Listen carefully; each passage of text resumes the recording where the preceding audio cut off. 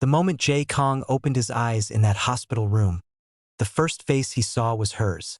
Mandy stood at the edge of his bed, her eyes red from crying, her hand trembling as it reached for his.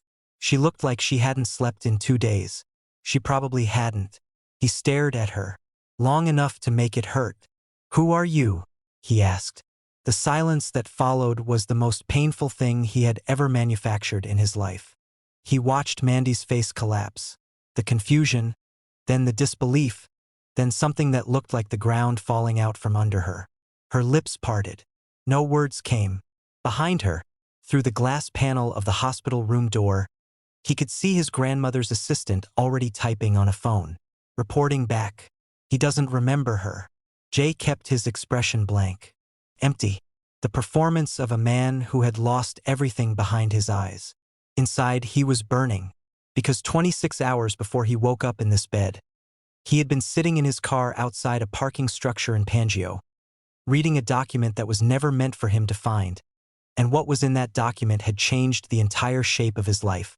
Jay and Mandy had been married for 3 years. 3 years of a love so real it sometimes frightened him.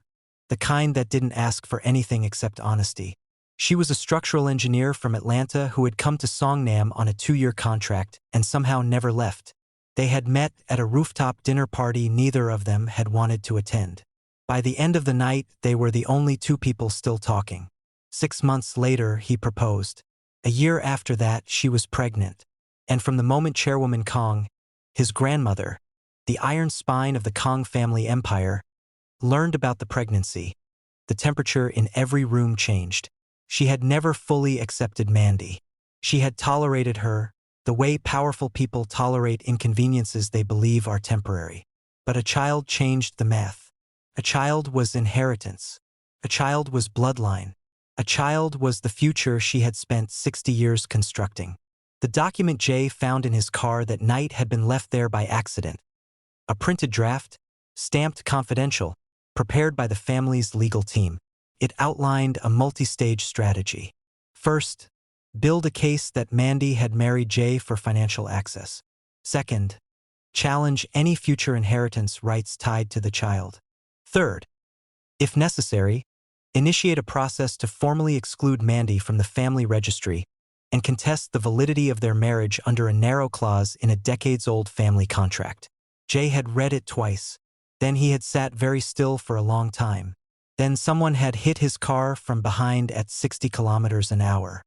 He woke up in the hospital with 3 bruised ribs, a laceration above his left ear, and a plan so precise and so dangerous that he had not told a single person, not even Mandy, because the moment his family believed he didn't remember her, they would stop hiding. They would start moving. And every move they made, every document they filed, every conversation they had in rooms they thought were safe, all of it would become the rope he used to hang them. The nurses came and went. His father visited briefly, with the careful warmth of a man who had learned long ago to let his mother run everything. His cousin Suhan came and shook his hand with the particular enthusiasm of someone who had just moved up in the succession order. His grandmother arrived last, dressed in a charcoal suit, her white hair swept back, her expression arranged into something that resembled concern. She sat beside his bed and held his hand and said, "You've been through something terrible. Don't rush yourself. We'll take care of everything." Jay looked at her and said, "I keep seeing a woman's face. I don't know who she is." His grandmother's hand tightened almost imperceptibly around his. "That's all right," she said. "That's all right, Jay." And in her voice, just beneath the surface of it, he heard the thing she was trying not to show him. Relief. Mandy moved through the days that followed like someone learning to walk again. She visited the hospital every morning. She brought food Jay didn't eat and sat in the chair by the window and talked to him about small things. The weather, a restaurant they used to love, a song that had come on the radio. She was trying to reach something in him. He could see it, and it required everything he had not to reach back. His legal team, his personal team, not the family's, had been briefed through a coded protocol he'd established the day after he regained full consciousness. His private attorney, a man named Choi Byung-soo who had worked for Jay alone for 7 years, received instructions through a third-party relay. No phone calls, No emails. Nothing that could be intercepted by the very sophisticated monitoring infrastructure the Kang family had quietly installed around Jay's life over the past year. The transfers began slowly. A trust here, a property reclassification there. Voting shares moved through a sequence of holding entities that his grandmother's team would need months to untangle, by which point it would be too late. He had one rule. Everything went to Mandy. Legally. Permanently. Beyond the reach of any family challenge. She just didn't know it yet. 3 weeks after he was discharged, the family held a welcome home dinner at the main estate. Jay sat at the long table and watched his relatives relax around him, watched their conversations become less guarded, watched Suhan laugh a little too freely about restructuring timelines. His grandmother spoke warmly about new leadership directions. Nobody mentioned Mandy by name. They thought they had already won. Jay lifted his glass and smiled at his grandmother across the table. She smiled back. Neither smile meant anything close to what it looked like. He was building a fortress, brick by brick, and she was standing inside it without knowing the walls were rising. Mandy found out not because Jay told her, because she was the kind of woman who noticed things, a structural engineer's habit, the discipline of looking at how things were actually held together rather than how they were meant to appear. She had been reviewing their household account documentation, trying to understand why certain joint assets had been quietly reclassified, when she found a filing tied to a trust she had never heard of. Her name was on it. Sole beneficiary. She drove to the rehabilitation center where Jay was scheduled for a routine neurological follow-up, walked past the receptionist, pushed open the door to his private consultation room, and stood in the doorway with the document in her hand. Jay looked up. For the first time in nearly a month, he didn't make his eyes go flat. She said, very quietly, "How long?" He didn't pretend to misunderstand her. "Since the night of the accident," he said. "I remembered everything. I never stopped." The silence between them was different from the silence in the hospital room. That one had been cold and one-sided. This one was pressurized. Two people standing at the edge of something enormous. "You let me sit there," she said. "Every day. You looked at me like..." "I know." He stood up. "Mandy, I know what I did to you. I need you to let me show you why." He took 30 minutes.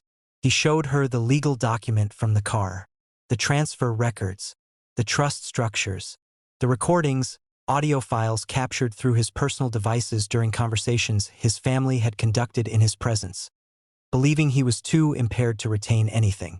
Suhan detailing how quickly he could be positioned as primary heir. The family's chief legal counsel explaining the timeline for challenging the validity of the marriage. His grandmother, in her own voice, saying, "The child is a complication, but manageable. We've handled worse." Mandy sat with her hands flat on the table long after he stopped talking. Then she said, "She called my child a complication." "Yes." She looked up. "What do you need from me?" That was the moment everything changed. They became, from that point forward, a single unit operating in two directions. In public, Mandy remained visibly wounded. A wife whose husband didn't fully remember her, navigating the family's cold tolerance with quiet dignity. She attended the functions she was invited to, said little, absorbed everything. The family read her restraint as defeat. They were wrong. She was cataloging. Every slight became a data point. Every conversation she was excluded from was noted. Every document she was handed to sign, and there were several, framed as routine estate administration, was photographed and sent to Choi Byung-soo before she returned it. Jay, meanwhile, continued the performance that had bought them this time. He let his grandmother guide him back into family board meetings. He let Suhan brief him on company matters as though he were a student catching up. He asked careful, uncomplicated questions that kept everyone comfortable and revealed far more than any direct confrontation would have. The family was restructuring everything around his apparent fragility. They were so focused on the opportunity his amnesia represented that none of them paused to consider what it would mean if they were wrong. Chairwoman Kang moved first. She always did. The announcement came through formal channels. A shareholder communication, co-signed by 3 senior board members, proposing a governance restructuring that would concentrate decision-making authority in a newly formed executive committee. chaired by the chairwoman herself, with Suhan positioned as her operational deputy. The language was elegant. The intent was surgical. Jay's formal role would be preserved in title while being gutted in practice. Attached, quietly, was a secondary filing that froze a category of jointly held marital assets pending a legal review. The stated reason was administrative. The actual reason was Mandy. When Mandy received the notification from their attorney, she was sitting in the nursery of their apartment, assembling a piece of furniture she'd insisted on putting together herself. She set down the instructions and read the filing twice. Then she called Jay. "They just froze the joint accounts," she said. "I know. Byung-soo flagged it 10 minutes ago." "Jay." Her voice was steady in the way that meant she was working very hard to keep it that way. "I need to know. Right now, are we ready?" "We've been ready for 6 weeks," he said. "They just don't know it yet." The shareholder meeting was scheduled for 11 days later. In those 11 days, the family accelerated. They leaked a story to a financial news outlet suggesting that Jay's medical condition had raised questions about his fitness to manage the company's international division. They arranged for a profile piece, flattering to Suhan, subtly disparaging to the Kang brand's recent diversification decisions, which had been Jay's initiatives, and Chairwoman Kang, in a move that crossed a line even some family members found difficult to defend, authorized a private investigation firm to conduct a paternity inquiry, formal documentation questioning whether Jay was the father of Mandy's unborn child. When Mandy found out about the paternity inquiry, she didn't cry. She had moved past that. What she felt instead was a cold, clarifying fury, the kind that doesn't burn out because it doesn't need to. She called Jay. "The paternity thing," she said. "I heard." "Good. Then you understand that I'm done being careful about how this ends." "Yes," he said. "So am I." They had been building the case for 2 months. The family had handed them every piece of it. The shareholder meeting was held in the Kang Group's main boardroom, 42nd floor, floor-to-ceiling glass. The city spread below like something the family believed they owned. Chairwoman Kang arrived early. She always did. She sat at the head of the table in her charcoal suit, composed, unhurried, radiating the particular confidence of a woman who had never lost a room she had prepared for. Jay arrived with Mandy. That alone shifted something in the air. He had not brought her to a family business proceeding in months.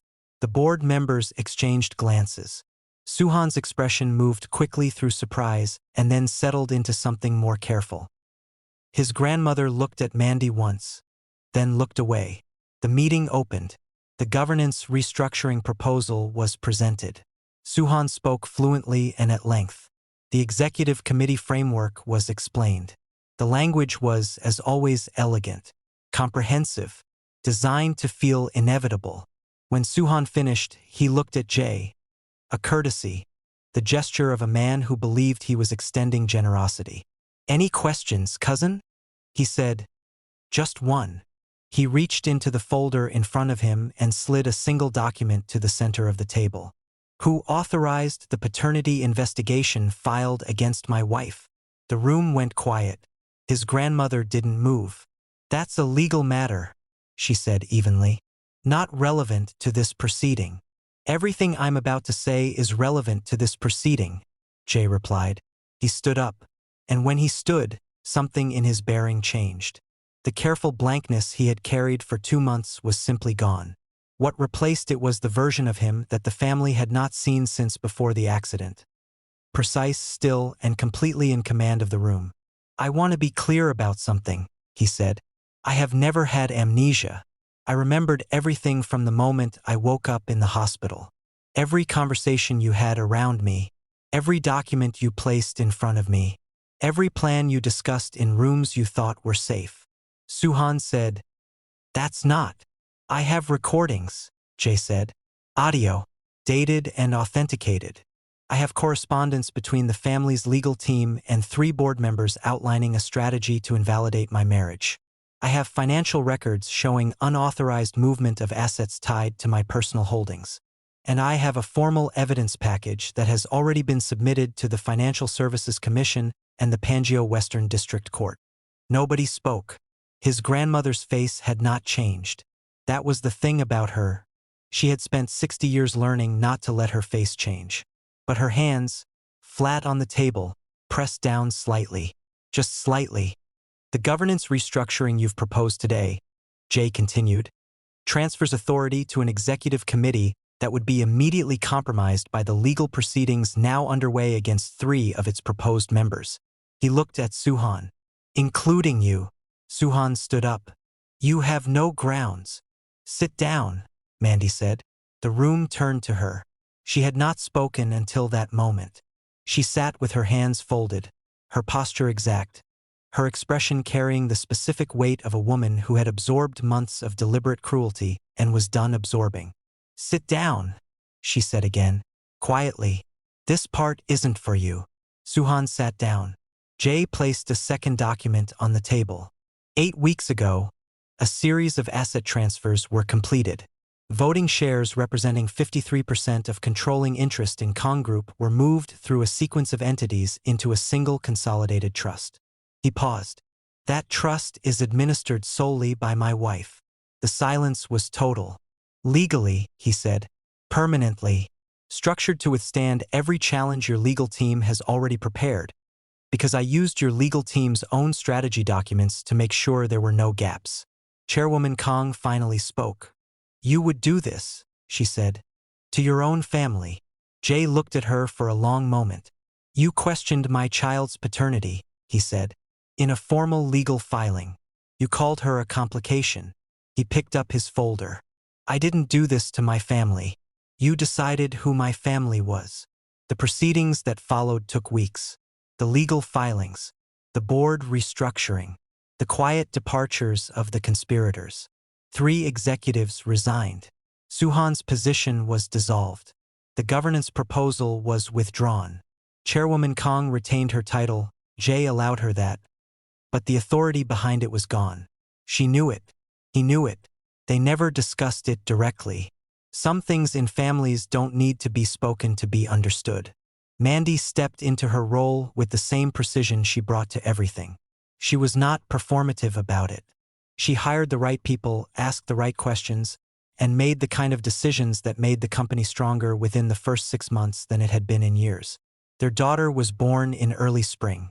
They named her Seo Yun, a name that belonged to both of the worlds she had come from. On an afternoon months later, Jay stood at the window of their home watching Mandy carry Seo Yun through the garden below, the child laughing at something, reaching for leaves on the low branches of a tree. He had risked everything on the belief that the truth, protected long enough, becomes undefeatable.